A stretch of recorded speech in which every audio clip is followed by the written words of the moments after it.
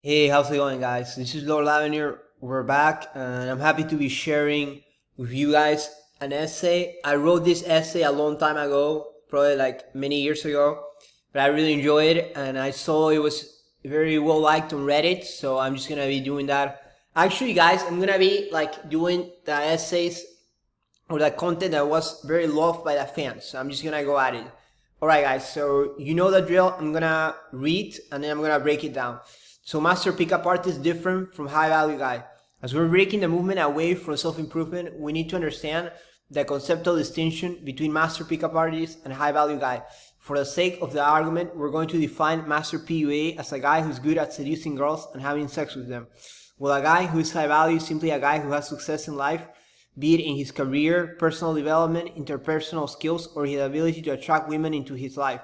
In general, it is a generic and broad label. The goal of ambiguity is for it to be customer friendly and for the public at large, thereby more commercially viable. Historical explanation. So here I'm just comparing the difference between master pickup artist and high value guy. So I'm saying that like a guy who's like a master at picking up girls is just about seduction, while high value is about being more successful in life in general. So let's just go at it, and I'll keep on telling you guys. But like the essay is just gonna be about that conflict, right, between being a high value guy, or how that mainstream wants you to be, and then being a master pickup artist, which you can be a weirdo and be a master pickup artist. And it's something like not many people know, but there's some guys, like maybe some people who follow, I respect Tom Torero, he's a good friend, but some people who follow him were a little bit like that, you know, they were like weird under mainstream standards. However, they were good at PUA, so they could just go to a bar, a dingy bar, and just like game some random girl and probably get laid if they're in like somewhere in Eastern Europe. So the idea is that like it's possible to be that, but would you be a high value guy, which is very different. So let's just go at it. So historical explanation. Back in 2006, with the successful game by Neil Strauss, many of the mainstream were horrified by the sexual community. Most of these people misunderstood it and saw it as manipulative skills. Moreover, they misunderstood the target audience. They assumed that the people learning were practicing these seduction skills were Julian Blanc types, guys who already had a high social intelligence and wanted an upper hand in the seduction game. And that's one thing I've noticed about most people in the mainstream. Like I've talked to like some friends, even some hobby friends and stuff like that. Like a lot of them are like puzzled like about PUA. They think it's this guy who's already cool, who learns this extra technique, which makes him even cooler. So he's dangerous and manipulative. If we do go back to the film Cruel Intentions, they believe it's gonna be like this guy Sebastian Valmont. You know, it's this like master at socializing. However, like I try to make it clear to them and to other people that most of the guys who are into the PUA community tend to be like the weird kind of guys, you know? They're like 2 steps from getting into like the incel sort of MGTOW groups, you know? Like they're like the outcast kind of guy, like the nerdy, sometimes minority guys who like they're loners and stuff. So that's mostly like the guys who get into this like PUA. The students, at least, the ones I met. The response by most PUAs: given this negative reception by the mainstream community at large, there needed to be a wide sanitation of the movement. Most of the guys needed to rebrand that movement to keep on making money. This is when the self-improvement era began. So I'm talking about like PUA when Mystery and Neo started was this sort of like quirky, weird movement, mostly online, exclusively online, but then it became mainstream and all these big companies like RSD took over and it became a self-improvement stuff.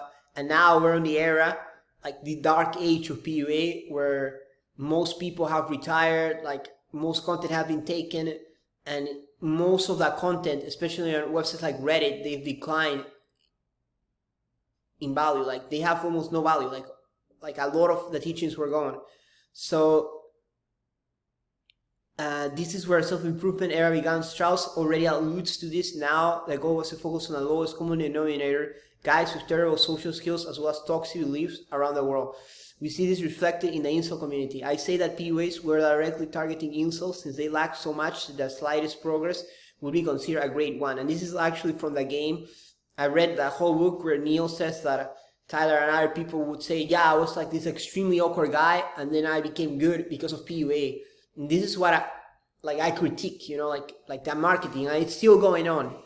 But anyway, unfortunate consequence. When some coaches are telling you that they don't want to turn you into a pickup artist, they're actually slowing down your learning, putting you in a PUA treadmill. There's a lot of stuff like JMO has talked about, you know, and this essay is very old, so that's why like some of the ideas are contemporary. However, we've entered a dark age anyway, so I think the essay is still relevant. This work excellent for them because they can sell their product, but also have no accountability whether or not their product helps you. For example, say you go to a mainstream audience and tell Rashid, it's a random name, that you can turn him into a high value guy that naturally attracts women. The student X and the audience are going to resonate with that message since it's congruent with the mainstream advice. Be yourself. Say student X, take a few Skype lessons with most of these guys and pay no attention to his lead source. Going to like low value bars, get minimal resource. What is he going to demand from any of these coaches? Oh, you didn't turn me into a high value guy. He has no argument. The guru will fire back. We improve your fashion, your tonality. It's not about getting late. You're more high value. So guys, this whole essay, like I said, is a critique of the self-improvement era that it has already ended. So what I was saying, like, guys need to focus on the practical results. And I see JMO and others are already doing this. So it's still like this essay reflects sort of that era. Let's continue. Mid-value guys getting results. And this is my view. And I think I actually like had a view like the guys right now, they're saying like practical results. However, they're still, I feel like they're still making big promises, you know? Well, here we are, I feel like a 4th or 5th age, what I would say, where I'm more focused on mid-value, like achieving some sort of success, which I wrote about in another essay, but like this 1/4 principle. So anyway, while out there, they're trying to become high value on the treadmill, a lot, very advanced PUA, gutter punks that can be considered mid-value.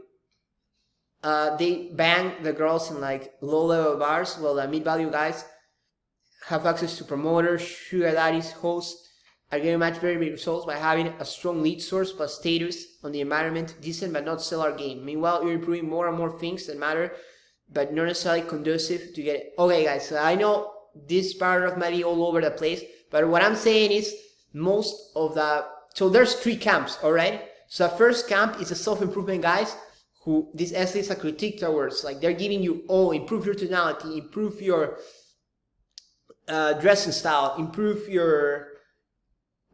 do more approaches. You know, there's that self-improvement crowd. Then there's the practical results guys who will tell you like, yeah, just keep on being weird, doesn't matter, like, but implement this strategic moves that will get you results, you know, like the practical guide.